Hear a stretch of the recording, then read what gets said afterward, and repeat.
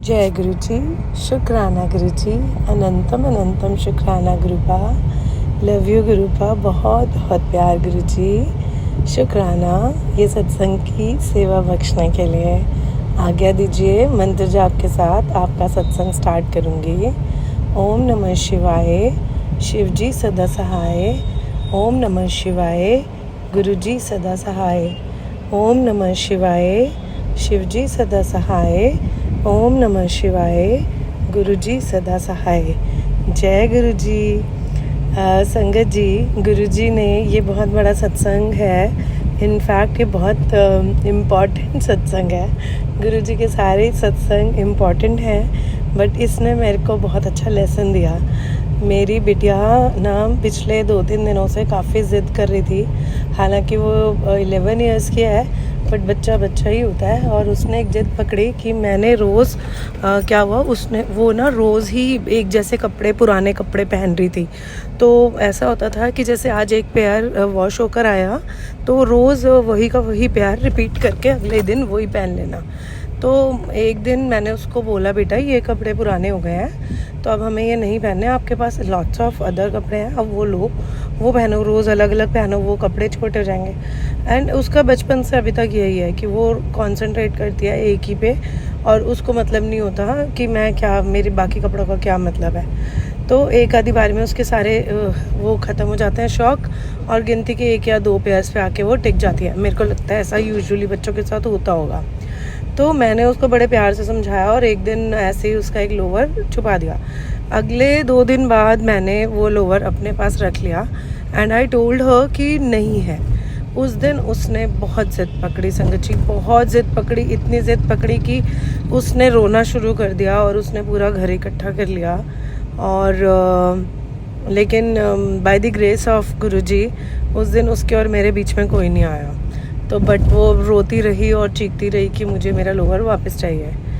And मैंने पता नहीं क्या हुआ संगत जी, बड़े आराम से उसको डील कर रही थी, और अचानक से मैं उठी और उसकी बाजू पकड़ी और बोला कि चले जाओ अंदर वॉशरूम में, और जाके नहा धो के आओ, और कोई वो वाले कपड़े नहीं मिलेंगे, दूसरे ही कपड़े मिलेंगे, जाओ पहनो। तो ऐसे करते करते जब वो वॉशरूम में मैंने उसका हाथ पकड़ के अंदर करा, तो एकदम से वो वॉशरूम में पूरी स्लिप हो गई और उसको काफ़ी चोट लगी।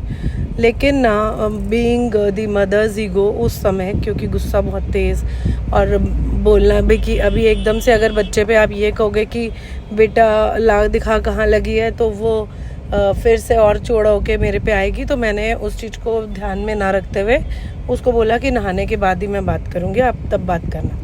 संगत जी, जब ये बाहर आई बिटिया मेरी, तो उसके हाथ में चोट लगी थी काफ़ी, उसका हाथ नहीं फोल्ड हो रहा था। तो शी क्राइड अलॉट कि मेरा हाथ नहीं फोल्ड हो रहा। एंड मैंने दरवाज़ा बंद करा, एंड बिटिया एंड मी, मतलब हम दोनों की कॉन्वर्सेशन चली। और मेरे को अचानक से, हालांकि मेरे को बहुत ईजीली रोना नहीं आता, बट उस समय पे मुझे रोना आया, और मैंने रोते रोते बोला कि कौन सी माँ ऐसी है जो ये चाहेगी कि उसके बच्चे को चोट लगे, और कोई इतने गंदे कपड़े रोज़ पहनेगा तो लोग क्या कहेंगे कि इसके पास कपड़े नहीं है।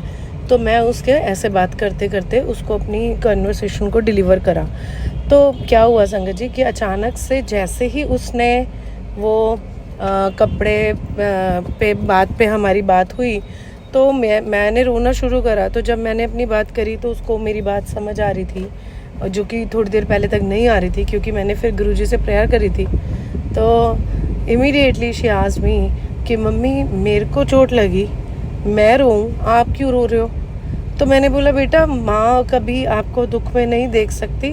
तो उसको रोना आ गया, मेरे को रोना आ गया कि मैं आपको दुख में नहीं देख सकती थी, बट मैं आपको समझाऊं कैसे कि आप मान ही नहीं रहे हो। एंड संगत जी, यू वोंट बिलीव कि मेरे को गुरुजी ने उसी समय टेलीपैथी मैसेज दिया कि तेरे को पता है कि जब तू रोती है तो मैं सेम तेरे को यही बोलता हूँ कि तुम मत रो, मैं तुम्हें समझा रहा होता हूँ। जैसे ही तुम रोते हो, किसी चीज़ की जिद करते हो, अपने अंदर नेगेटिविटीज़ लेकर आते हो, तो मेरे को भी रोना आता है कि मैं तुम्हारे को कौन से ऐसे मोड से समझाऊँ कि ये चीज़ तुम्हारे लिए ठीक नहीं है। अभी रुको, सब्र करो, जब समय आएगा मैं तुम्हारे को तुम्हारी चीज़ दूंगा, और इससे बेहतर तरीके से दूंगा। इमीडिएटली संगत जी मेरा माइंडसेट गुरुजी ने चेंज करा।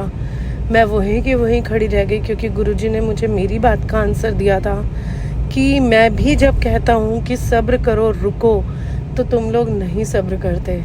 और यही सेम है कि मुझे भी उतना ही रोना आता है जब तुम रोते हो, और मैं उसी टाइम मैसेज भेजता हूँ, कुड़िए मत रो, तेरी आंख में आंसू मतलब मेरी आंख में आंसू। शुक्राना गुरुजी आपका इतना प्यार करने के लिए हम सबको। शुक्राना गुरुजी इतनी हमारी केयर करने के लिए। शुक्राना गुरुजी एक एक पल हमें संभालने के लिए, हमें हमारे प्रैक्टिकल एग्जाम्पल से ये दिखाने के लिए कि हम कहाँ कहाँ गलतियाँ करते हैं, आपसे कितने ज़िद करते हैं। सॉरी गुरुजी, बहुत बहुत शुक्राना। शुक्राना मेरे मालिक। आप माँ बाप से मतलब आपके लिए जो दर्जा है वो तो बहुत भगवान हो, आप भगवान हो गुरुजी। हर सांस सांस आपको समर्पित, हर सांस सांस आपको समर्पित गुरुजी।